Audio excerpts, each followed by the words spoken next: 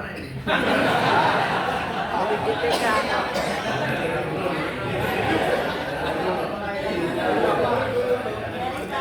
Dari Bapak. Ya, baik. Guru yang memang baik hati. Pertama-tama kami menyampaikan terima kasih pada Bapak-Bapak dan Ibu sekalian yang sudah berkenan memenuhi undangan kami dalam acara silaturahim ini. Memang kami menyampaikan kepada Ibu Nunung supaya berbagai organisasi dan mungkin juga ormas yang memiliki kegiatan dalam bidang keguruan itu dapat diundang dalam satu forum. Ada dua alasan. Pertama, memang banyak sekali surat yang masuk untuk audiensi dengan menteri. Kalau saya hitung itu mungkin ada 100-an surat yang masuk. Sementara saya bekerja itu baru 1 bulan 7 hari. Jadi kalau misalnya saya terima satu persatu, itu saya tidak ada agenda lain kecuali menerima tamu. Padahal saya ditunjuk untuk jadi menteri, bukan jadi penerima tamu.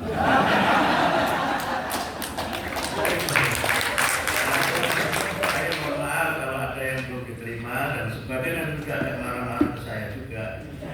Marahnya Pak Presiden berpesan supaya jangan birokratis, agak ngancam juga.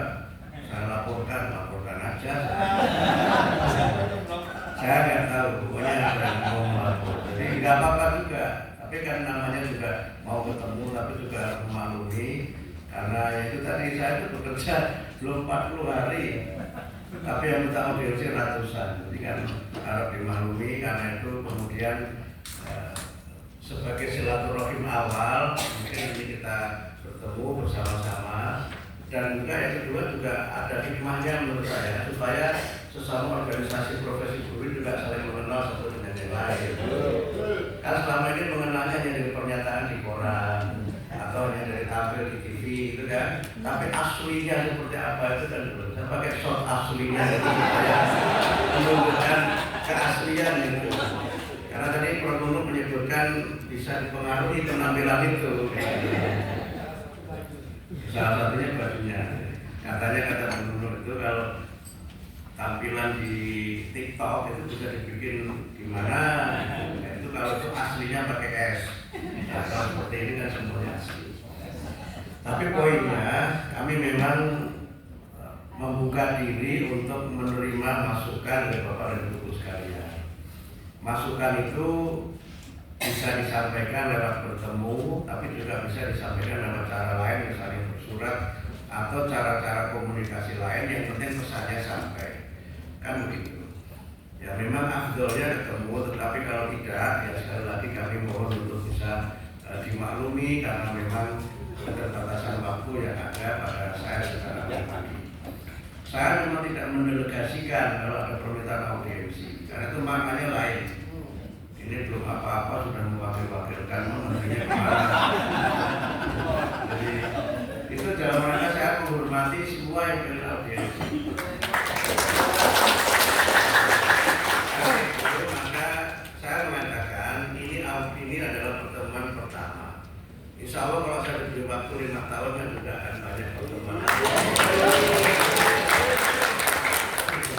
Nah, jabatan menteri itu jabatan yang seperti cuaca itu. Bisa berupa bara, bisa diganti setiap saat. Saya juga tidak bisa menjanjikan saya bakal jadi menteri 5 tahun, juga tidak berani juga kan. Tapi poin saya, komunikasi seperti ini penting.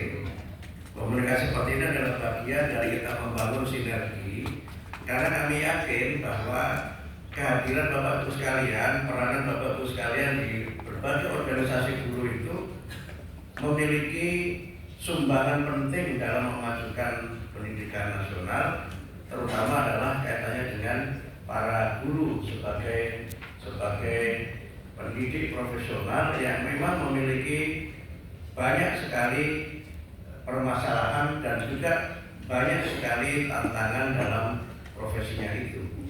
Sehingga karena itu tentu saja kami sangat berharap agar berbagai persoalan itu juga nanti kita bisa selesaikan bersama-sama, sehingga tanggung jawab itu tentu saja adalah tanggung jawab yang memang akan menjadi ringan kalau kita saling bahasa yang lama dulu itu bahu membahu gitu. Karena tidak ada satu organisasi pun yang mampu menyelesaikan semua masalah. Bahkan pemerintah yang didukung dengan dana triliunan pun tidak akan bisa menyelesaikan semua masalah buruh. Tapi bayangkan menyelesaikan masalah Bu Suryani saja itu kompleksnya luar biasa. Padahal itu satu orang Suryani. Kalau kita ya, Suryani.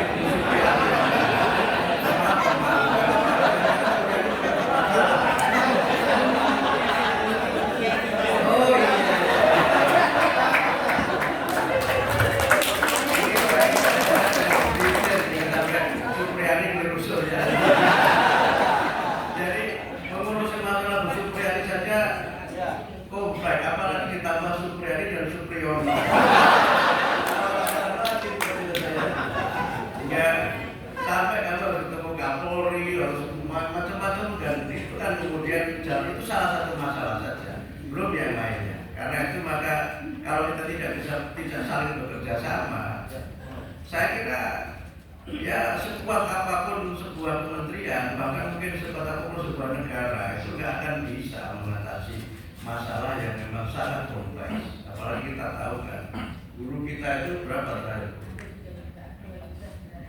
2.900.000. Kalau kita bicara angka itu jangan bicara hampir, karena kalau apalagi angka terus ada tunjangannya.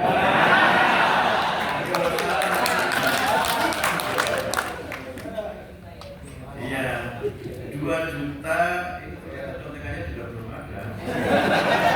Saya buka di sini, tapi intinya 2.900.000. Udah nanti pokoknya ini. Dan hidup itu yang penting. Datanya masih ada. Dan enggak. 2988. Itu angkanya yang akurat. Jadi ngurusi guru sebanyak itu tuh bukan sesuatu yang sederhana. Dan itu belum termasuk guru agama kata guru sekjen. Kalau tambah guru agama tambah banyak lagi. Karena itu guru ini memang menjadi profesi, tapi juga dalam beberapa hal memang menjadi bagian dari proses untuk kita ini terlibat secara bersama-sama dalam mencerdaskan kehidupan bangsa. Kita tentu berterima kasih Bapak Guru memiliki inisiatif untuk membentuk perhimpunan-perhimpunan yang diantara tujuannya tentu supaya bisa membantu menyelesaikan masalah di kelompoknya atau organisasinya masing-masing. Saya baru sadar, misalnya di sini ada asosiasi guru yang juga berbagai macam kan, ada organisasi guru matematika dan sebagainya itu. Ini kan belum masuk malah organisasi saya ini, organisasi guru PKI.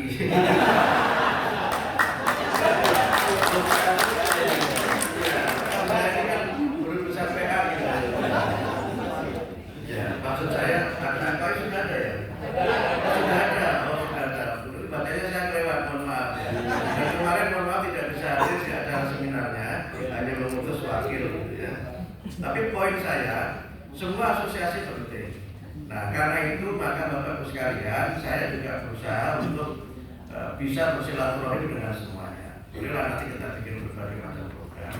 Dan memang banyak hal yang akan kami lakukan dalam konteks yang kami sebut dengan visi besar pendidikan bermutu untuk semua itu, ya ujung tombaknya adalah para guru, ujung tombaknya Bapak-Ibu sekalian. Karena itu maka semangat untuk mengembangkan profesi, semangat bersama juga penting. Walaupun memang guru ini karena melibatkan aktor yang punya pengaruh dan masa besar, kadang-kadang saya pahami juga memang menjadi profesi yang paling tinggi muatan politiknya. Itu yang ada, tapi sayangnya di sini belum ada asosiasi guru politik Indonesia. Ya, guru ini profesi yang juga paling rentan dipolitisasi kan. Tapi alhamdulillah itu sudah selesai. Dan kapan pertemuan ini ada apa? Coba kalau kemarin sebelum pilkada, curigai menteri mengarahkan kepada karena itu terima kasih untuk pertemuannya setelah pilkada sehingga agak aman. Nah, Bapak Ibu sekalian, saya tidak ingin banyak berceramah, saya ingin mendengar Bapak Ibu sekalian entah bagaimana mekanismenya karena sebanyak ini apakah nanti masing-masing bicara, tapi kalau 74 ini semuanya bicara, kita tidak jadi peringatan dari guru. Karena guru ini kan milik ustaz ya, diberi waktu 7 menit itu mesti bablas. Dari 7 menit kadang-kadang kultum gitu kan, akhirnya berubah kan, bukan mulai 7 menit tapi kursinya terserah antum. Karena sakit tunjuknya panitia, dikasih tahu nggak? Dikasih tahu atau bilangnya dalam terserah antum aja. Sebenarnya marah panitia itu. Tapi itu termasuk saya juga. Karena itu monggo bagaimana mekanismenya Bu Dono. Intinya saya ingin mendengar dari semuanya atau mendapatkan masukan dari semuanya. Kalau bisa disampaikan secara lisan, monggo. Kalau tidak bisa disampaikan secara tulisan. Waktu saya di Palembang itu ketemu dengan banyak sekali guru. Saya minta mereka menulis masukan untuk menteri. Dan saya baca masukan itu. Bukan hanya pantas-pantasan seperti mohon maaf guru di negara mana gitu yang boleh diminta membuat laporan tapi tidak pernah dilaporin sebaca sibuk menyusun laporan. Tapi saya ingin berterima kasih gembira atas komunikasi yang baik dengan berbagai pihak. Nanti laporan guru yang dulu namanya kinerja itu kita rubah nanti. Kita rubah namanya PKG, pengelolaan kinerja dulu. Ya Bapak Guru nanti tidak perlu upload laporan itu, tidak perlu upload. Yang banyak masukan katanya upload itu saja semalam suntuk, belum kalau sinyalnya tidak ada. Dan kemudian nanti didramatisasi kan, begitu guru kesulitan sinyal itu didramatisasi buat video, terus lari ini akibat guru harus bikin laporan cari sinyal, misalnya begitu kan. Karena kalau nggak ada sinyal itu sinyal. Karena itu kalau sudah bisa tempat itu, yang dicari ada sinyal nggak? Misalnya begitu. Nah karena itu nanti itu akan lebih sederhana, tidak harus diupload, tidak harus diupload. Kemudian komponennya juga tidak harus berapa banyak. Jadi tidak berbasis poin dan juga tidak harus banyak yang diisi, banyak beberapa komponen yang di skip. Dan itu juga hanya dilaporkan cukup 1 tahun 1 kali. Jadi kalau nanti ada guru yang menyusun laporan lama itu mesti bohong. Karena sudah kita buat sistemnya supaya itu hanya setahun sekali dan itu pun tidak perlu diupload. Yang mengupload nanti hanya kepala sekolah. Kita tunjangannya banyak. Kepala sekolah sudah tidak perlu ngajar, cuma ngupload aja bilang ngajar.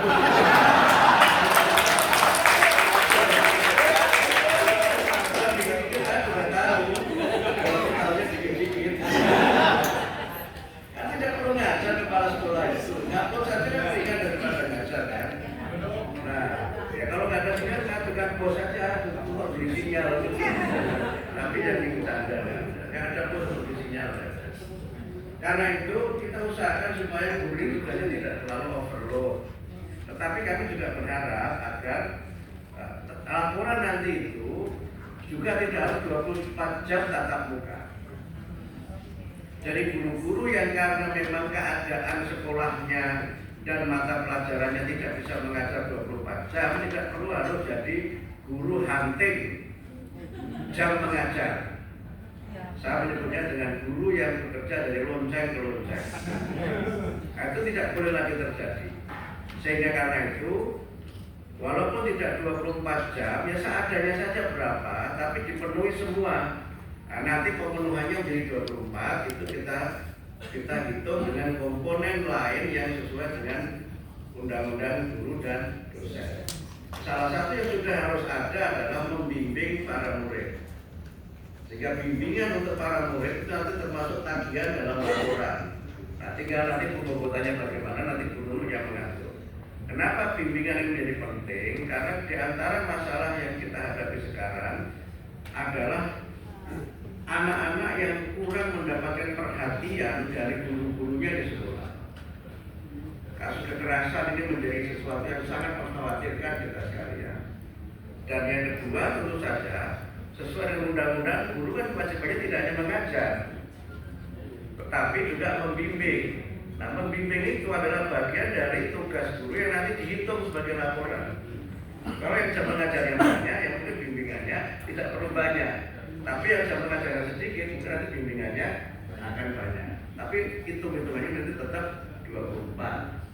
Yang kedua itu pengembangan kompetensi atau pengembangan profesi. Bapak itu bisa ikut pelatihan apa nanti dihitung. Dan gak usah kejar-kejaran pelatihan, apalagi pelatihan yang memang hanya dalam tanda petik, mohon maaf ya, mendapatkan sertifikat, tapi tidak mendapatkan ilmu di situ. Kita tuh mau mengumpulkan sertifikat atau mengumpulkan ilmu. Yang katanya diatur berjam-jam itu kan yang hanya dipertimbangkan itu kan, yang bisa berjalan. Sekarang banyak di antara bisnis baru adalah bisnis seminar. Nah itu nanti tidak perlu dikejar-kejar, tapi peningkatan kompetensi diri lewat ikut pelatihan dan sebagainya itu nanti dihitung juga. Nah misalnya yang nanti akan menjadi kebijakan baru selain bimbingan konseling itu adalah nanti ada namanya deep learning. Nah berarti guru-guru nanti ada pelatihan itu nanti deep learning itu. Sekarang sudah mulai hangat situasinya di masyarakat di dalam para guru. Sebenarnya sudah berusaha ini apalagi nih. Ya namanya orang pengen meningkat itu memang harus tahu ini ada apa lagi. Malah kalau nggak ada mengadakan. Itu ciri orang yang maju. Kalau ciri orang yang tidak maju diberi tambahan itu malah ini apa lagi. Bahasa Jawanya kokoh meneh. Kalau ingin maju itu alhamdulillah ada pelatihan baru tambah ilmu. Deep learning ini bukan sesuatu yang baru, sudah ada di Norwegia tahun 76 itu sudah ada. Nah, sehingga nanti dengan deep learning ini, Bapak tidak perlu kejar-kejaran jam mengajar, tidak perlu kejar-kejaran memenuhi 75% dari materi yang harus diajarkan. Nah, nanti materi itu muatan dalam mata pelajaran kita kurangi, kita ajarkan yang memang paling penting. Pokok bahasa yang paling penting itu nanti yang diajarkan. Yang tidak penting-penting amat itu nggak usah diajarkan. Tapi bisa diperdalam dengan pembelajaran deep learning ini dengan nanti berbagai eksplorasi, pengayaan lewat bahasa dan sebagainya. Sehingga murid itu nanti kalau di rumah itu tidak lagi mengerjakan LKS. Tapi kita dorong untuk dia nanti membaca buku, membuat laporan dari buku yang dibaca. Itu yang membuat pembelajaran menjadi menyenangkan. Deep learning ini diterapkan sebagai sistem belajar seperti di negara, salah satu negara yang paling makmur di dunia namanya Norwegia. Itu Bapak Ibu silakan ke Norwegia, nanti bisa difasilitasi ya Bu.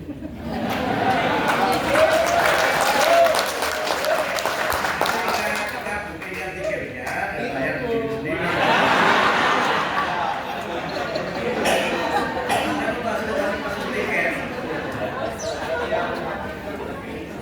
Tapi bolehlah nanti Bruno misalnya nanti diatur pelatihan, barangkali kita bisa buat supaya hari guru juga tidak hanya hari kumpul-kumpul, tapi mungkin guru hebat nasional itu kita dapat berikan penghargaan, dan di antara penghargaannya itu adalah kita fasilitasi belajar ke negara pendidikannya maju. Kalau hanya satu orang, biar menterinya yang bayar. Kalau satu orang paling berapa sih Norwegia juga paling nggak lebih dari 50 juta. Nggak banyak. Saya sudah ke negara itu, jadi saya tahu negaranya cantik memang.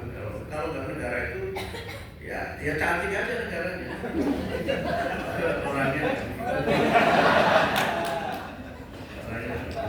Ya maksudnya nggak begitu tuh maksudnya menurut saya, menurut yang lain. Ini kan nggak perlu jadi rasis. Jadi ini nanti menjadi bagian dari mungkin kalau ada yang PPG, asal kalian juga sosokkan dulu. Di antara materinya itu ada deep learning itu. Jadi sekarang ada yang baru dua kan, ada tambahan bimbingan konseling dan pendidikan nilai. Nah, sehingga yang PPG 2024 ini beruntung ada dua tambahan materi itu. Yang sebelumnya kan isinya kan permen itu kan sampai opong gitu kan. Nah, permennya kurangi itu ganti